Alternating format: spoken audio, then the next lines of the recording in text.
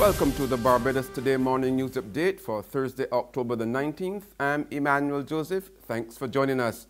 In our top story at this hour, controversial Cabinet Minister Donville Innes says he will not shut up. In fact, the Minister of International Business, Industry, Commerce and Small Business Development has made it clear that not even his boss, Prime Minister Francis Stewart, will shut him up. Innes told Barbados Today that as long as he was the Member of Parliament for St. James South, he would continue to speak out on issues that affect his constituents, even if his views conflicted with those of the Democratic Labour Party administration.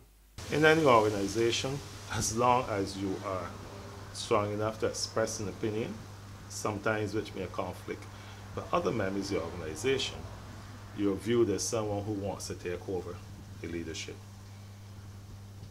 I don't subscribe to that view. Whether there is a vacancy for prime ministership or not, I intend to continue to speak my mind. I don't think I'm reckless. My thoughts, as far as I'm concerned, are well informed. Some may say they're shooting from the hip, but whatever missile is shot from the hip, believe you me, is guided by a brain that functions and a brain that has a level of independence. So this issue of wanting a prime minister and whatnot is, I don't lose sleep over that. But I tell you this, and it applies to both the DLP and BLP, do not for one moment believe that whoever holds the office of prime minister before, today, or in the future are the only ones equipped with a functioning brain.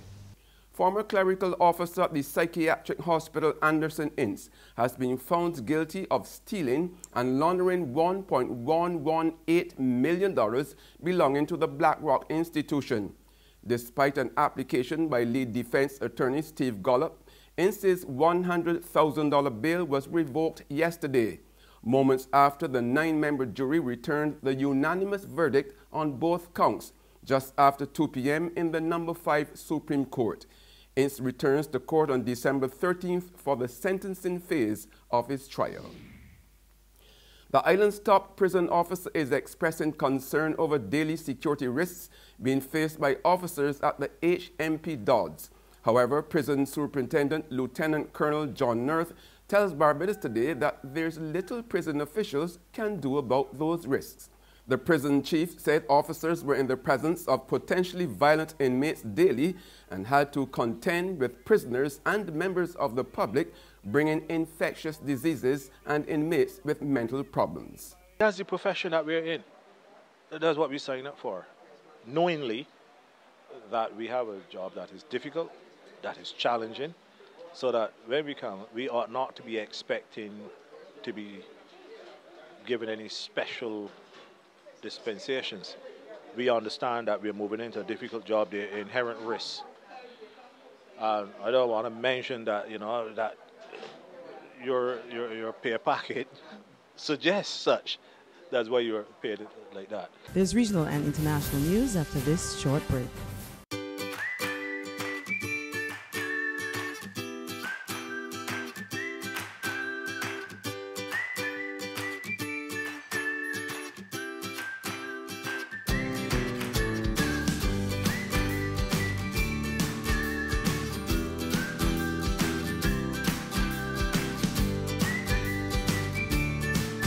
Barbados Today, touching one community at a time.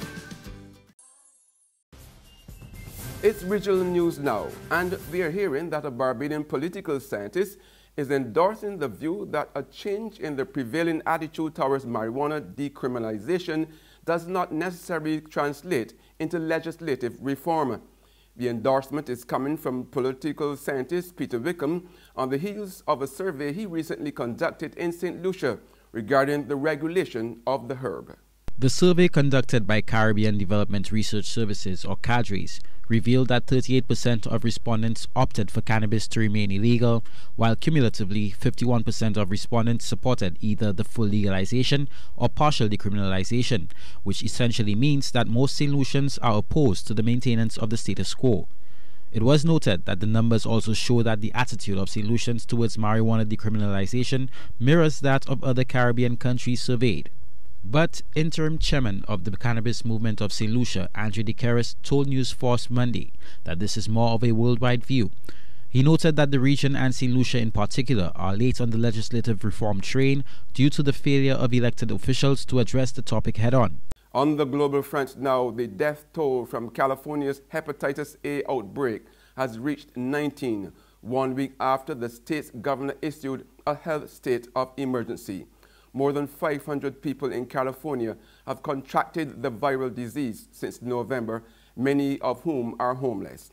Hepatitis A, which attacks the liver, is usually spread through fecal matter transmitted through sex or by touching contaminated food or objects.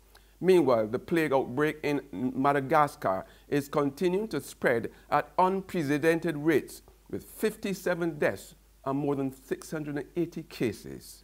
Now, before there were antibiotics, the plague would kill between 66 and 93% of people who got it. Now, with antibiotics, that mortality rate goes down to about 16%. So typically every year in the United States, 1 person dies of the plague and 7 people get sick. Fever, abdominal pain, nausea, vomiting. If you get these symptoms and you're living in an area where it's known that the plague has been before, then you should go seek help from your doctor. That's news, but for the very latest, visit our website at www.barbadostoday.bb. You can also subscribe to our e-paper, email updates, or like us on Facebook. We are also on Izumi Media in bus terminals, as well as Screenplay at supermarkets and gas stations near you. You can also hear us on Mix 96.9 FM. I'm Emmanuel Joseph. Have a fantastic day.